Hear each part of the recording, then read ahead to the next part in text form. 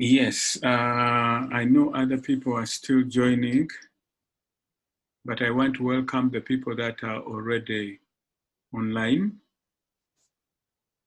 Welcome. I'm seeing we have 14 connections already. I encourage you to use the chat box to register your presence. If you are more than one person at your site, please record all the number of the people that are at your site so that we can be able to track attendance of this meeting. If you're not speaking, keep yourself on mute so that we avoid interruption of the process of the call as we go on. And then in the course of the presentation, you can be putting in your questions. When a question arises in the course of the presentation, just go to the chat box and put in a question. Somebody will be reading the questions at the right time when we come to an answer and question session. And then we will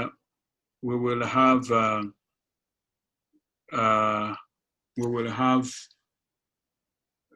some communications, some updates at the end of the session.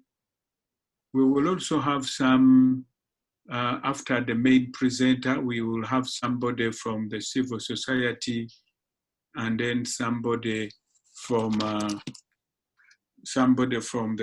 clinical side to say a word or two in respect of the presentation that has been made. That is part of what we have begun doing by lab, at least the clinical, and if it is more lab clinic, the clinical and the community give us their perspective so that we also make sure we are relevant to all the people, the different people on our community profile. So today, we are delighted to have a presentation which is relatively unique from what we have shared ever since. And this is for management of remnant samples, the samples that we are generating through EID and viral load. I know you people running labs, you must be having lots of samples accumulating over time, and you're wondering what to do with them. So we brought in an expert who has been working on Uganda to give us their experience. Uganda has got a biorepository, and it's one of the countries that have huge numbers of samples that they generate every month. But how they have gone about this is going to be an inspiration to the rest of us. So we would want them to share their experience, take keen note of all that is shared, and then we will discuss at the end of the session.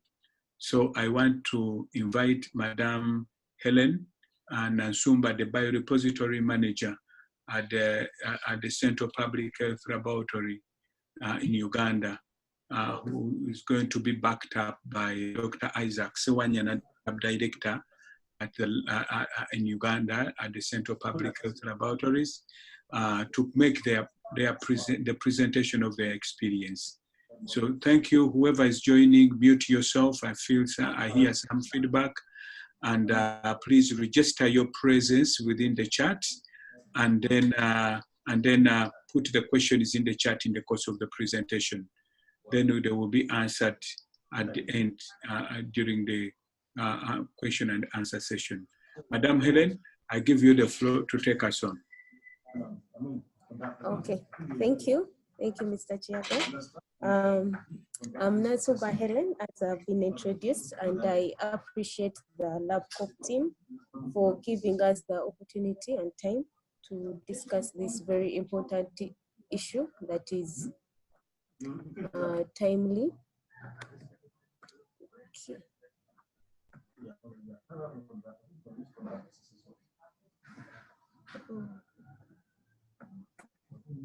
The slides are a little bit stuck.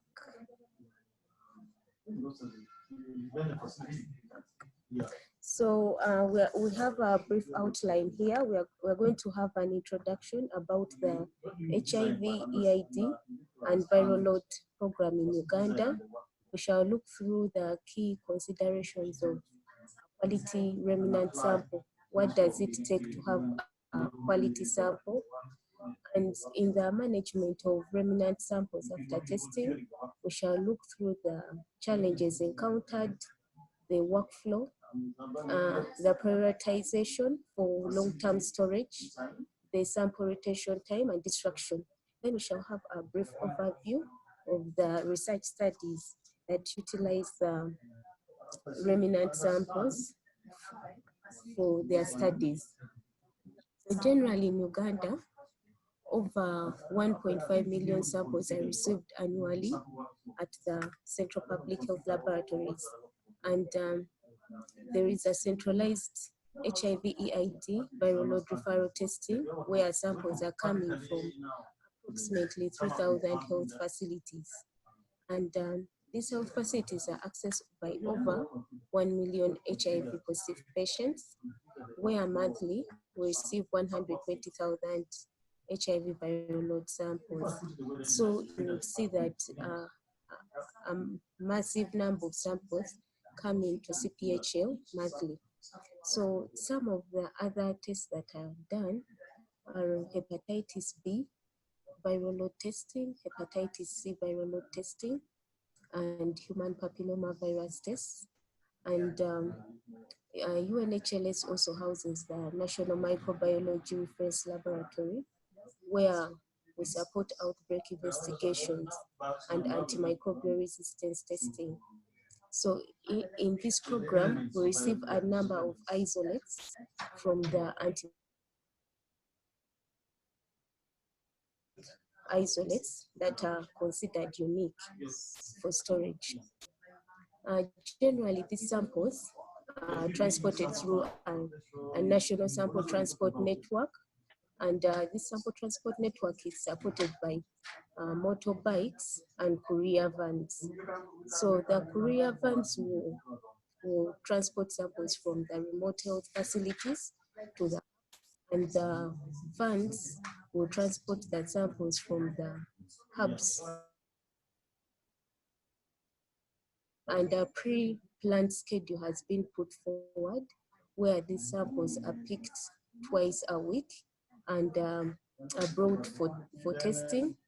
And a single hub can support approximately 20 to 30 health facilities. So you find that you have a massive number of samples at the central lab, which you have to manage very well and store very well. However, what are these considerations that we need to put in place for a quality remnant sample? Because assessing and monitoring the pre-analytical variables is very key if you're to have a quality remnant sample to be stored thereafter for future purposes, for future quality purposes and also research. The first one is the demographic, clinical, and environmental data. And this data is normally collected in standardized data collection tools. For example, the laboratory request form. We have to focus on the completeness of the laboratory request form and the incorporation of an informed consent statement for the storage of this sample within this data collection tool that is used in a country. The second consideration is the type of sample collection material. For example, the standard EDTA collection tube versus the heparin collection tube.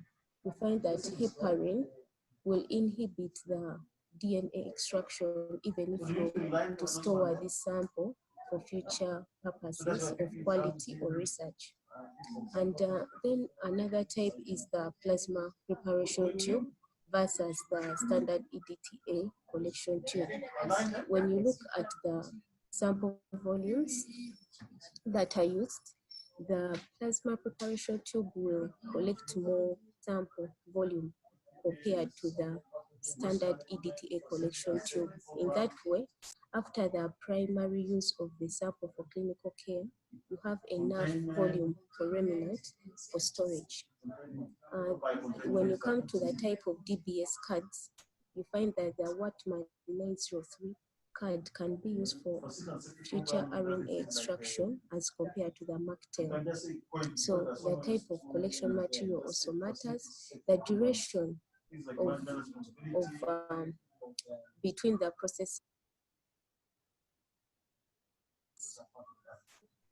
that and it has to be monitored. So why do we really need to store the remnant samples? The first one is for repeat testing. For repeat testing.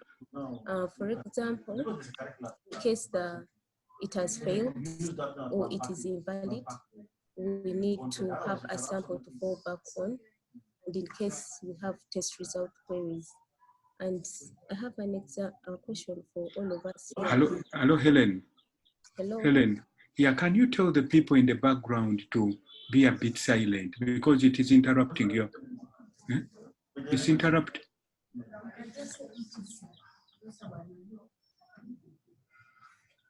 Please ask them to be quiet. It's interrupting the session. Okay.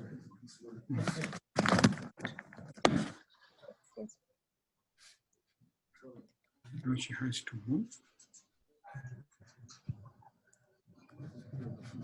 Do you have to move?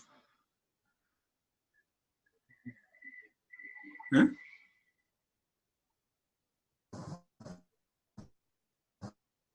Hello, Helen? Hello? Yes, are you changing location, eh? Yeah, do that first, eh? I think this is okay. Okay. Sorry about the interruption. Okay.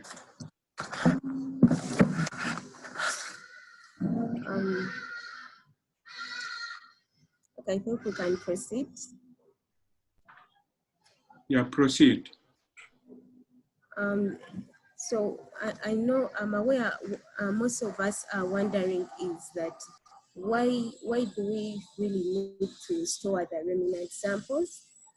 Is it really necessary? I would say that it is necessary for us to store the remnant samples. First, for repeat testing. For example, in scenarios of failed or invalid tests, and also test result queries. And a question to all of us is, how do we handle the HIV DNA PCR disorder test result complaints that come in from the health facilities? Because in most cases, when the first PCR is different from the second PCR, you have to retrieve some of these samples for retesting.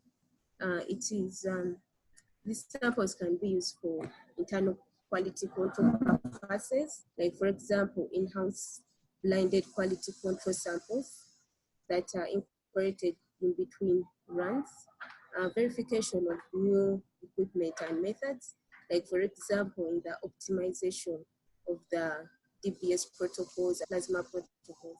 There can be training materials for students that come in, and also the samples can be used to address questions of public health importance. So what are the common challenges we encounter at different countries that may or may not be cross-cutting in the storage of the remnant samples? There is the incorrect storage of samples where these samples are very hard to access and also retrieve. There is lack of informed consent from patients to allow us to use these samples beyond the routine clinical care. So you find that those samples cannot be easily utilized. There is unregulated and monitored sample storage repositories in developing countries, or the complete absence of functional repositories. And this is a case study from Uganda on how we handle the workflow of remnant sample storage. The first step is that we receive. When we receive these samples, we are associated with their laboratory request form or their data collection tool. We enter this data into the laboratory information management system, and definitely have to go through an acceptance and rejection criteria. So for the samples that are accepted, they are processed in the clinical laboratories, and they go through a quality control procedure. And when the result is dispatched, we import this data and upload it to a storage inventory management system. And within this inventory management system, we assign a location. For example, if you're going to put this sample in a freezer 1, we put it in we assign a position, the location of the freezer, and then we shall store that sample in that specific location. So you find that all samples that are stored are mapped in the data. And definitely, we cannot store all samples that we receive in a health program. Like, for example, if you receive 1.5 million samples in a year, you cannot store all the samples because we don't have resources that are strictly allocated to sample storage. So there has to be a procedure that is decided by the country team on how to prioritize for long-term storage. So the recommendation we would think about here is to have a technical working group to do 3 things. 1, to define the eligibility criteria of which subpopulation we need to prioritize for long-term storage, and generalize. And this subpopulation that is suggested should be generalizable to all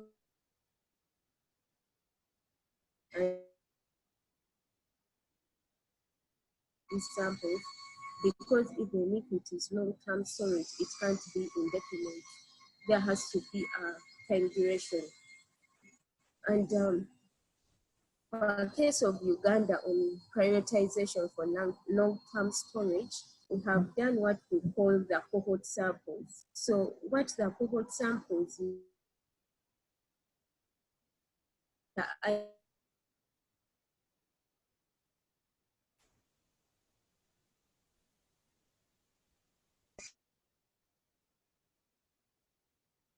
testing, we know that this sample belongs to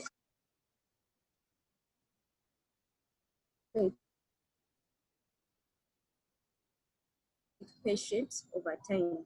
The maximum utilization of this data will be complemented by long-term if you have different samples of a same patient over time. However, this is challenged with lack of patient identifier. Thus, the linkage of the data and the samples is really minimal.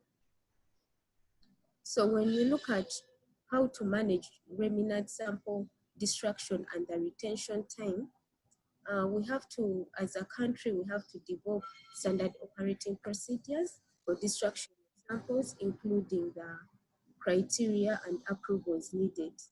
This creates a level of accountability of who destroyed the sample and how did they destroy them.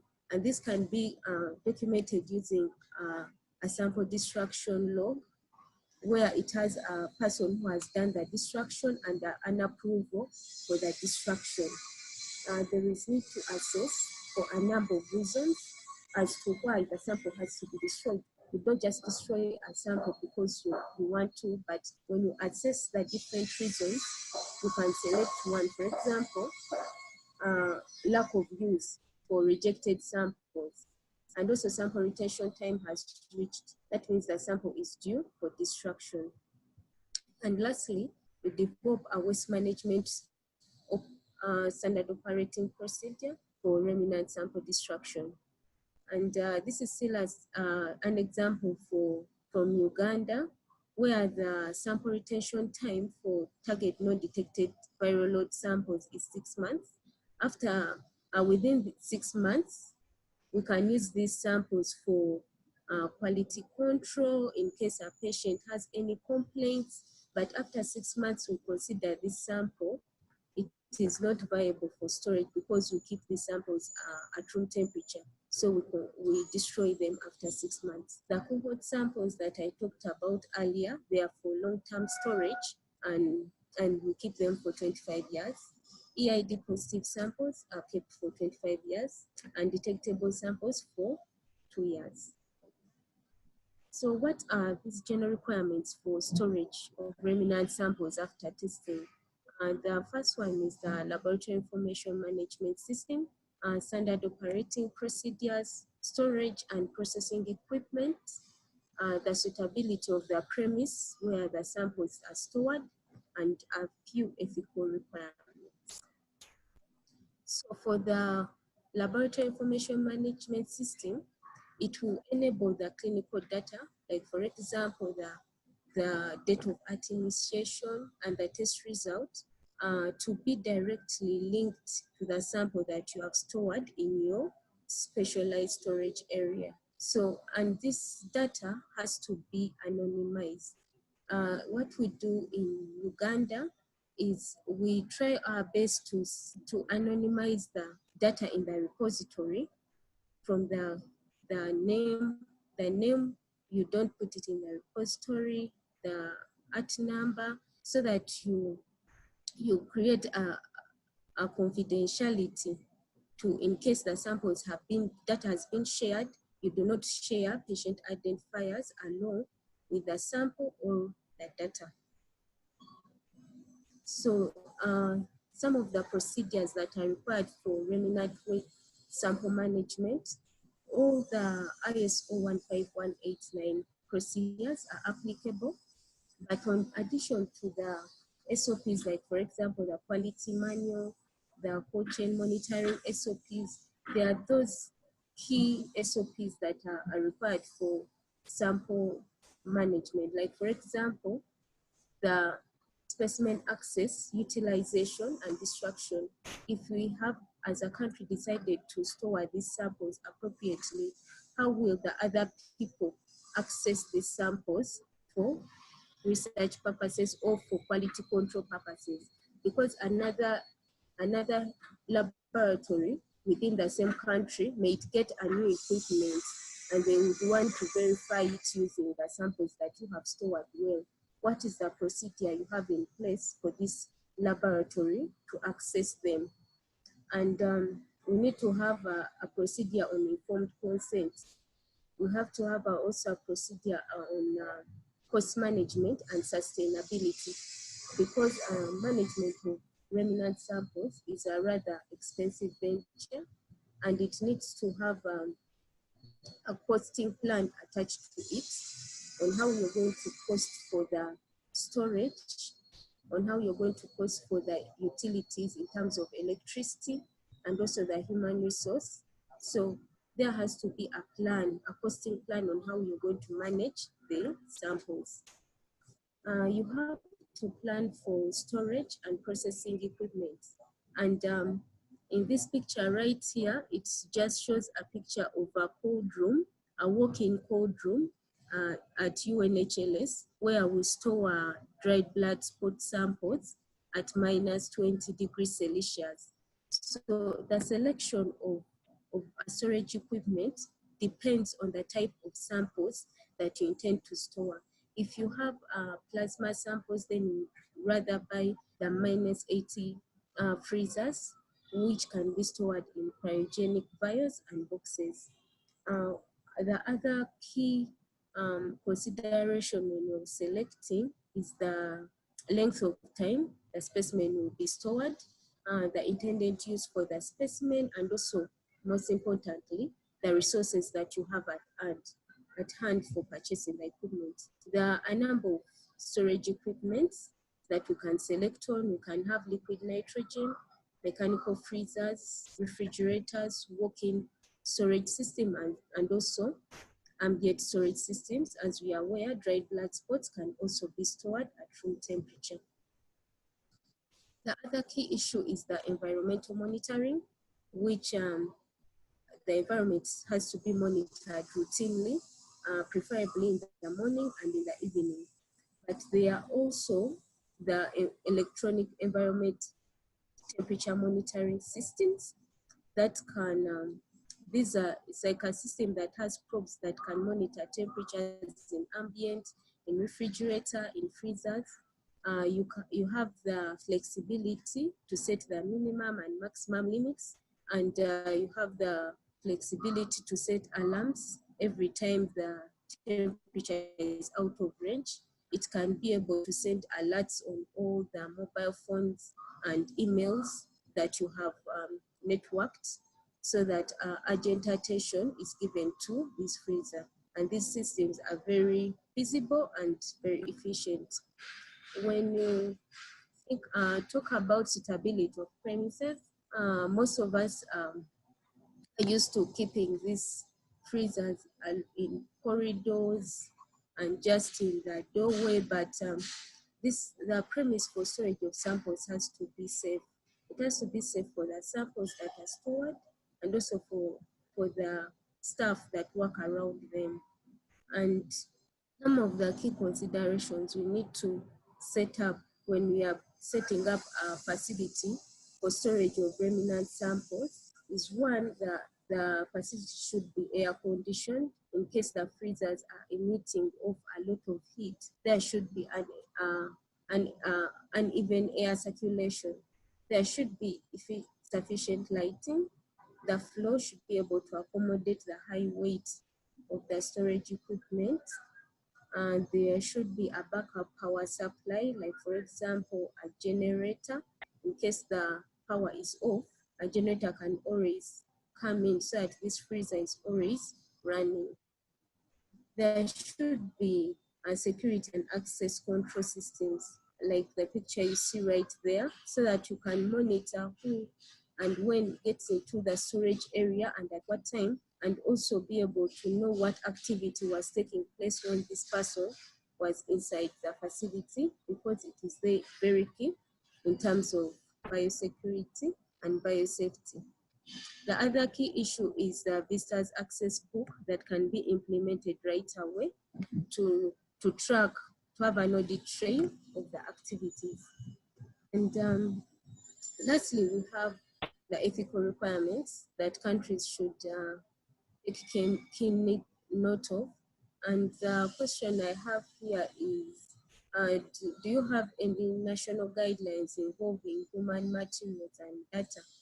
And if it is a no, then it is high time we start advocating for these guidelines to be put in place. But if they are there, we need to, as a country, need to sit down and review what are their comments on the informed consent, what are their guidance on handling human materials derived from clinical care, because our samples, viral samples, come in through clinical care, shipping and sample retention time. And these guidelines always guide us in developing our standard operating procedures. So this is another case study from Uganda, where informed consent statement has been incorporated onto the EID laboratory request form. And this is the informed consent statement that has been input into the laboratory request form booklet.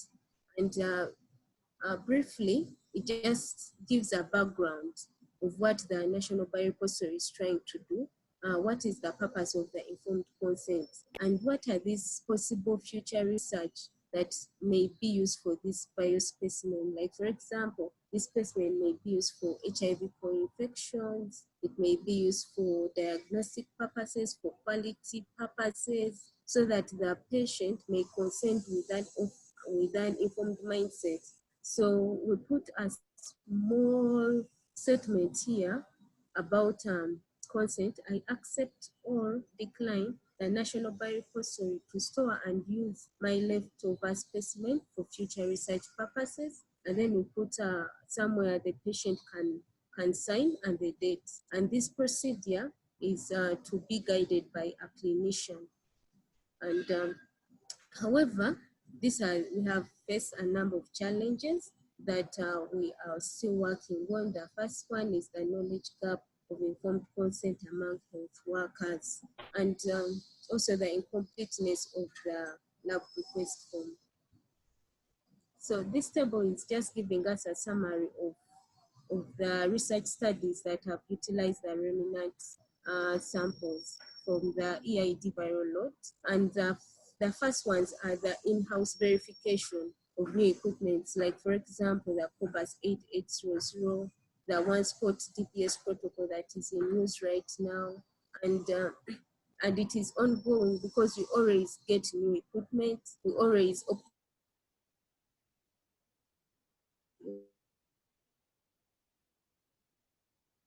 drug resistance testing, and also an evaluation of an in-house developed based PCR for HIV early infant diagnosis in Uganda, where they use EID samples. So one thing to focus on here is the collaborations among research institutions.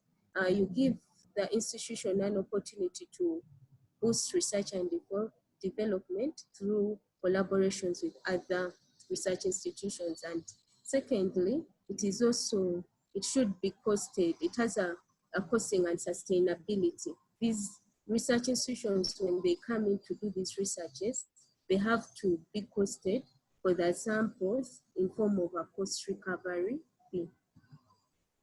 So what is the key message here that I'm concluding with is that remnant sample collections can be used beyond primary routine diagnostic care, and this will be dependent on annotated samples that are highly organized and stored in highly unacceptable temperatures. However, as per the National Health Human Management and Sustainability Plan for the collections. I would want to acknowledge my colleagues from the Ministry of Health and Central Public Health Laboratories, from Uganda National Council for Science and Technology, ASLM, PEPFAR, and CDC. And thank you all for your audience. Yes, thank you, Helen, for that very insightful presentation that you have shared with us. I know people who have posted questions, they are going to be addressed, but I would request somebody from the civil society.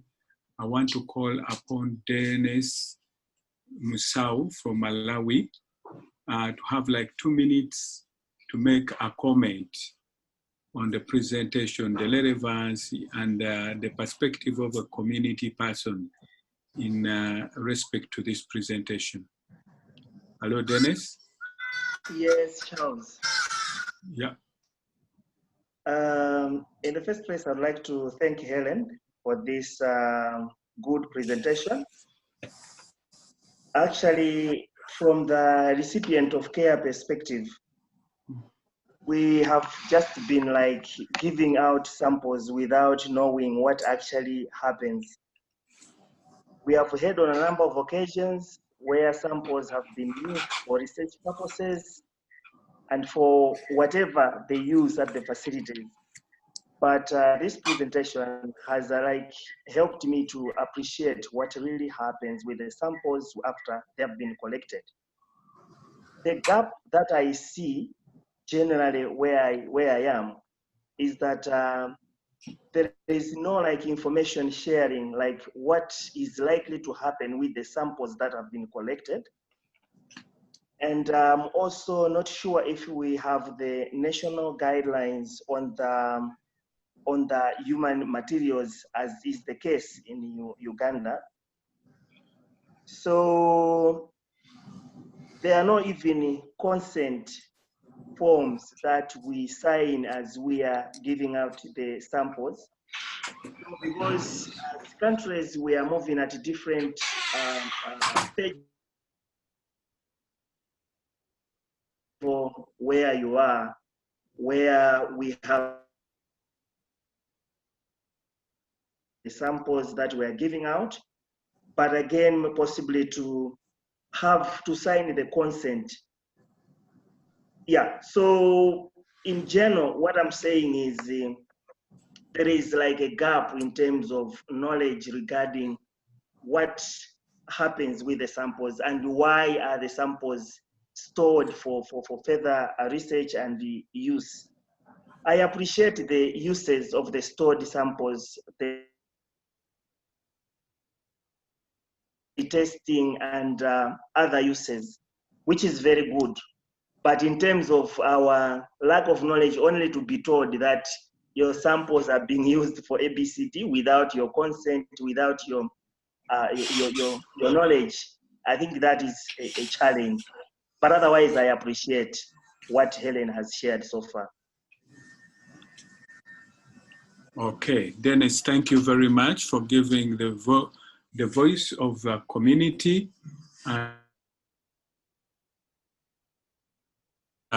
If these samples are used, it helps to inform the future directions of programs or the innovations that have come out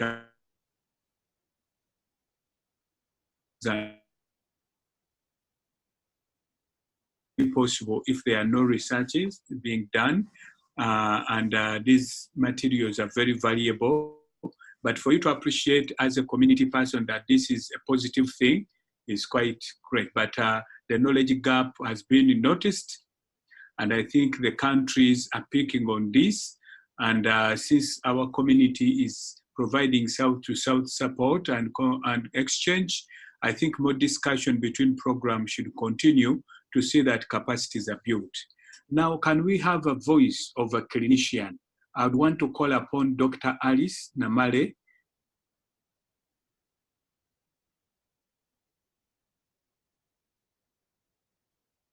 In this respect of remnant sample management.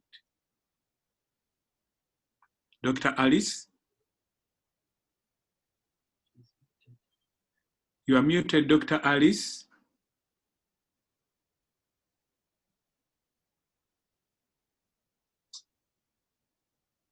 Hello, Dr. Alice?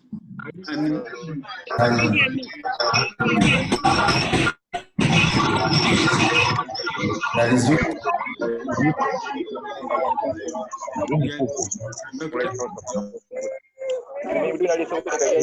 Somebody should mute. Okay. Can you hear me now? Yes, we hear you. Okay, sorry, I joined the call late and I will try to be very brief. Most of the things have been mentioned by Hellen, but I'll just emphasize where I can. So good afternoon to you all. As you've already heard, there's an accumulating number of remnant samples collected for EID and viral load testing. And these samples were mainly collected for clinical care, that is for clinicians to make decisions on care of patients. But we've also learned that there are other uses of these samples, mainly for research, surveillance, equipment validation, training healthcare workers, lab quality assurance, both internal and external. So all those uses are great. However, we've also learned that it's considered unethical to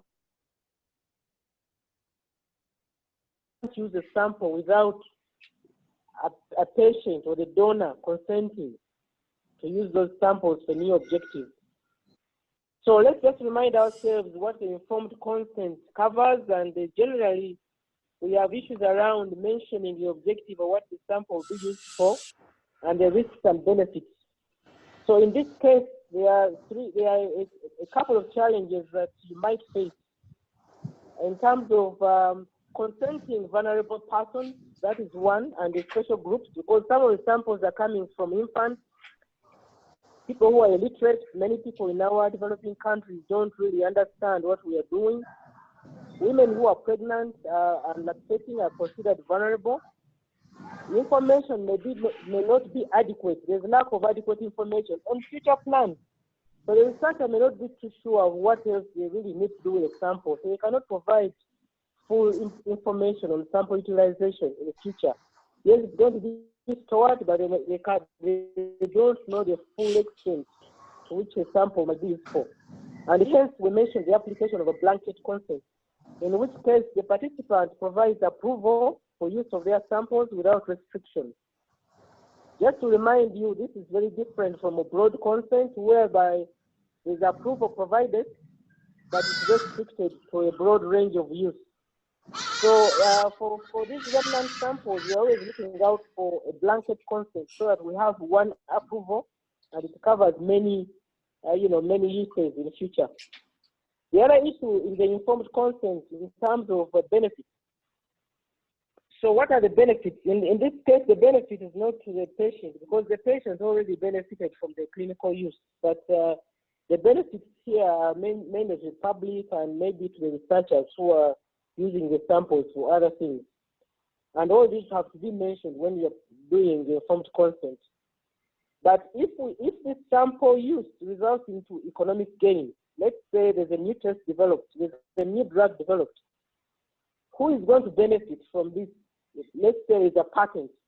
Many of you may have heard the story of Henrietta Lacks. There's actually a movie where stem cells from a patient were used, and this was a major discovery, and the family, I think, went to court to say, they needed to share from the royalties. So we need to be careful even as we consent patients, because somebody might make economic gain from a sample. It may be rare, but it is possible. And as for risks, the major risk we face here is a breach of privacy and confidentiality for a patient. Because if your district and your facility and your age and your name is located somewhere on the lab request form, and you're going to live for the next so many years, somebody can actually identify you many years later. Remember, these patients provide samples over a long time. So we need to be careful about not breaching confidentiality and privacy.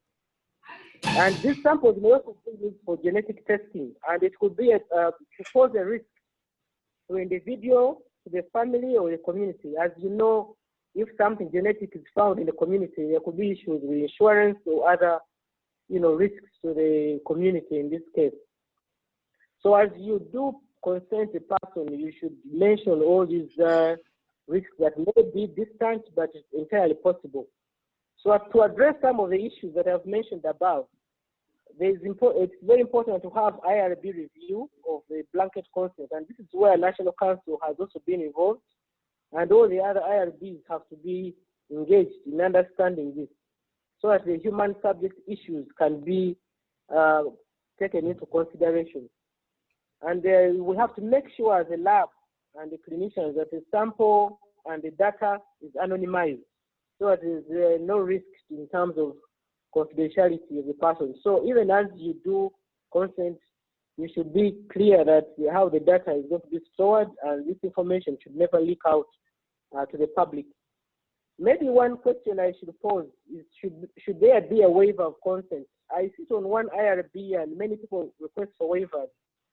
But usually the justification for a waiver is that the researcher cannot find the patient. But remember, in this case, this patient is in a cohort and is likely to reappear, is likely to be available. So some of the IRBs might find this difficult to approve because the patient has a scheduled time when they will come and provide another sample. Even as you consent, are they consenting for one sample, for many samples, or forever? So that's one area that we also need to cover in our blanket consent. I think all the other issues have been mentioned by Hellen. The issues of sample storage, the infrastructure, all those were covered, I think, by the lab. Maybe the other question should be, should stored samples be distributed at a cost? I think this has been raised before, but if they are distributed at a cost, that would mean that who benefits from this? Or is the cost only to make sure that the samples are properly stored in terms of refrigeration, and their quality is maintained. So there are still issues around the blanket consent, but I think we can get around this. But as mentioned before, clinicians have to spare time to explain these gray areas to the client before a sample is collected, and not to coerce them, so that people understand when they are giving a sample. And maybe they should always mention that whatever use, if it's for research, this will have to be approved by an IRB, in which case the patient should know that their rights have been protected by another committee. So in short, that's all I had for the clinical point of view. Okay. I would like to welcome. Okay, thank you. Thank you very much, Dr. Alice, for that clinical perspective to the presentation. Then I will open it up to the rest of the audience to react. So Nicholas, I think if there are any questions in the chat, read them out such that they be addressed. I have about 10 questions. Okay, thank you very much, the host, and thanks very much to everyone. The first question is from Lighthouse, and they are asking, is consenting for sample storage done for every EID sample being drawn across Uganda? Once again, is consenting for sample storage being done for every EID sample being drawn across Uganda? Yes, Hellen. Yes, it is being done because there is need for standardization of the data collection tools, like I earlier commented. An informed consent has been put. So that way, when the clinician is managing this child, they consent all children. Yes. Okay, thank you very much.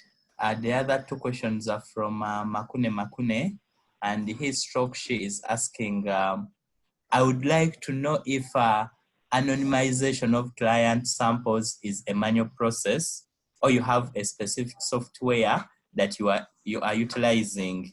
Once again, he would like to know if the anonymization of client samples is a manual process, or there is a specific software that is being utilized. And then the second question from him is, it seems a bit labor intensive for the clinician to talk about consent issues with all the clients. Do you know if there is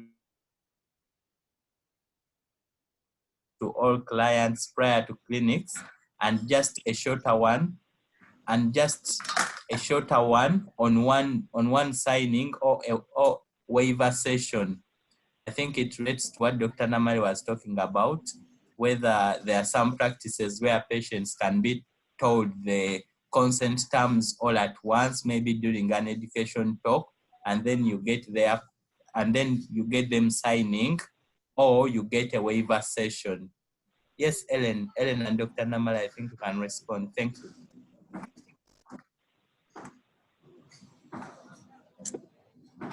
Yes, I think I'll respond to the anonymization. Anonymization is a process of removing the health facility identifier from the data and the sample.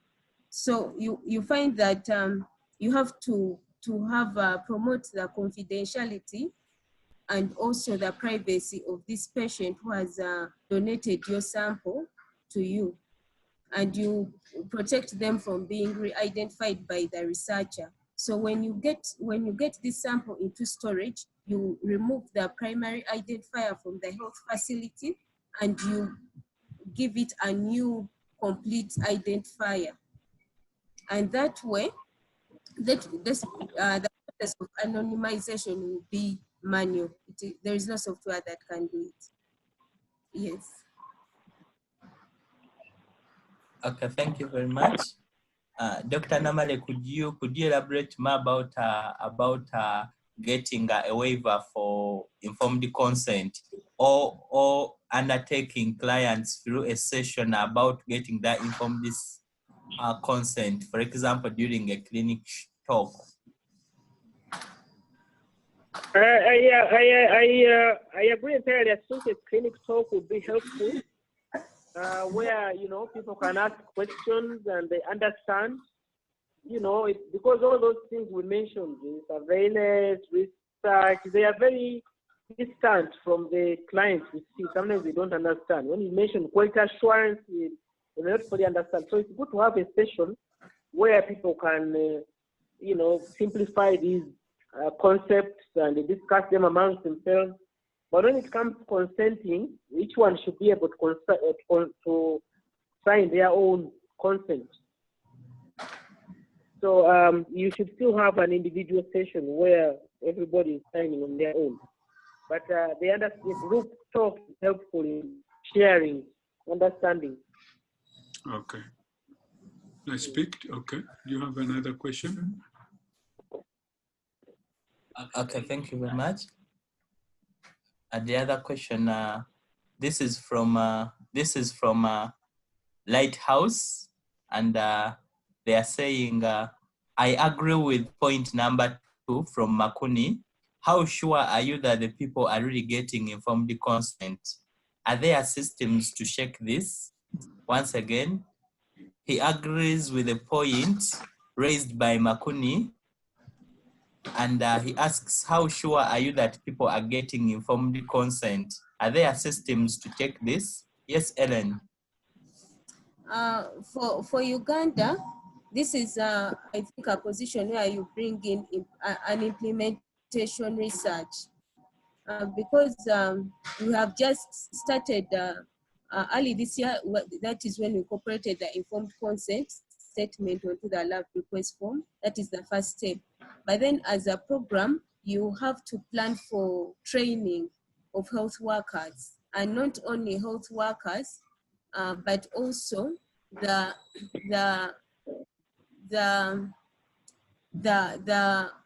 patients themselves, to let them to have an information tool which can be used by the patients to understand this in the informed consent.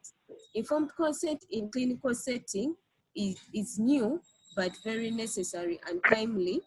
And after the training of health workers, you can go ahead and do a research project to assess how much knowledge do the patients understand when they consent for storage of the samples. So there is a lot much work to do, but I think it's something that we should all embrace.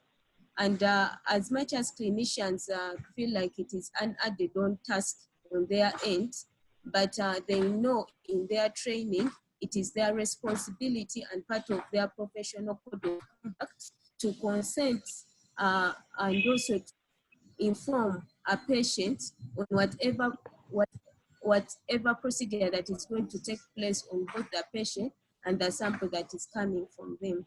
So most importantly is that clinicians know that it's their professional code of conduct to date. Yeah. Okay, thank you very much.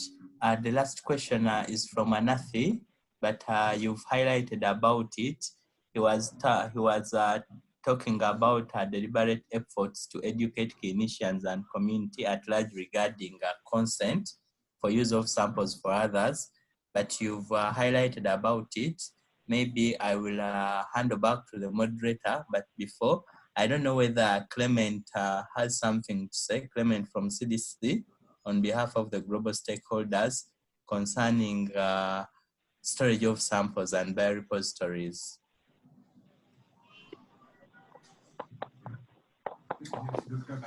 Thanks, Nicholas and the team. I want to say thank you for this great presentation. I think it's a great eye-opener to make sure that we do follow our standard protocol. And I'm really happy with Uganda actually leading the way, so that whatever we are planning to use on specimens that patients were not consented for, we need to be more careful.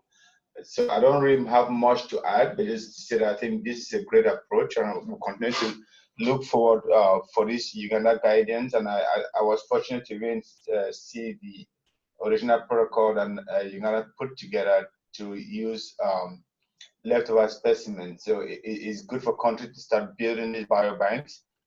First, as they clearly put it, for evaluation, validation, assessing competency of staffs. So there is great use for this, but it needs to be done with clear ethical consents. So thank you all. I really appreciate the talk. Okay, thank you, Dr. Clement, and all the people who have asked questions, and those who have answered. Thank you, Dennis and Alice, for giving the perspective of both the community as well as the clinician in perspective in respect to the discussion today. And as we wind up, I think it is a pertinent discussion that we have had, that we are having these samples inevitably, and they have to be stored anyhow, at least for some time, for the quality aspects of the work we do and addressing controversies in the process, but also considering what more we could use these samples for. And basically, they are very valuable research material.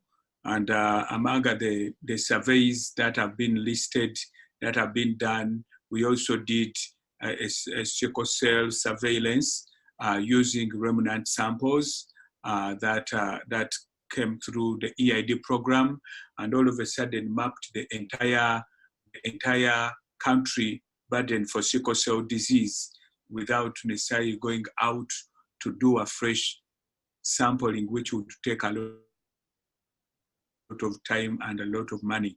So actually these samples can be very valuable, but as mentioned by all Dr. Alice and Clement, as well as Helen, the ethical issues are very, very pertinent. And as you are developing your protocol, you really need to be working with your National Council of Science, or a council that puts together the IRBs or the ethical groups in the country to get their input into all that you build.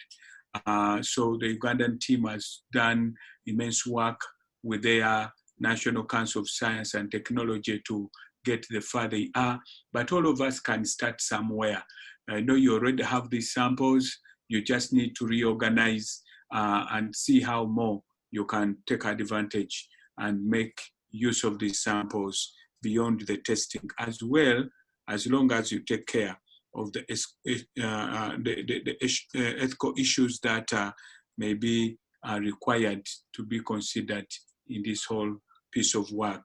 And the issue of cash that Dr. Namare talked about is basically for sustaining the entire effort, because it takes a lot of money to keep these samples within the required environment over time. So the people who pay are basically recovering and creating sustainability for this work to continue, not necessarily like a commercial venture. So that should be looked at that way. So with those remarks, I would want to thank all the people who have contributed. And for the next last 2 minutes, I would ask either Nafi or Collins if they have any communication to make before we wind up. Yeah, thanks, Charles.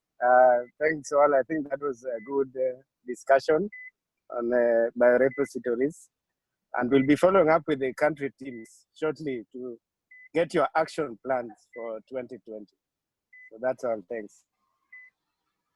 Okay. So if is there any other updates? Just one question to everyone. I think, Charles, does the Uganda team have a national policy for biorepository, and so that other countries that may need to do this? I mean, it's good to develop a protocol, but do we have a policy to actually begin to store these specimens that either their consenting or non-consent or consent waivers? Do you have a policy? And are other countries going through the same thing? And can Uganda begin to share this policy so that other countries can actually learn from them? Hellen, do you want to respond? Yes. If I'm not sure I've understood him properly. If we have a policy on biobanking, yes, we do. This year we have been on a journey of making a biobanking, national biobanking guidelines. We are actually having a stakeholder meeting tomorrow, where we have stated guidance on how to develop a biobank, on how to store samples from outbreak investigations, from clinical care, the informed consent, the type of informed consent that is required. And I think we can share it so that the other teams can try to can appreciate what is required, especially in terms of sample management, because sample management is key, and also the types of informed consents that can be used. Okay. Thank you. So, okay. So thank you very much. I think the Ugandan story can be a great learning for others. There's been a lot of extensive discussion between the scientists and the ethical groups, as well as stakeholders and government. So a lot of discussion put into all this work, I think, which can be, you know, something that other countries can pick on. Thank you very much, everybody, and especially Hellen and the Uganda team for sharing your experience. So I close this session and wish you the rest of the week. Thank you. Bye. Bye. Thank you, Charles. Bye, Thank everybody. you, Bye. Welcome.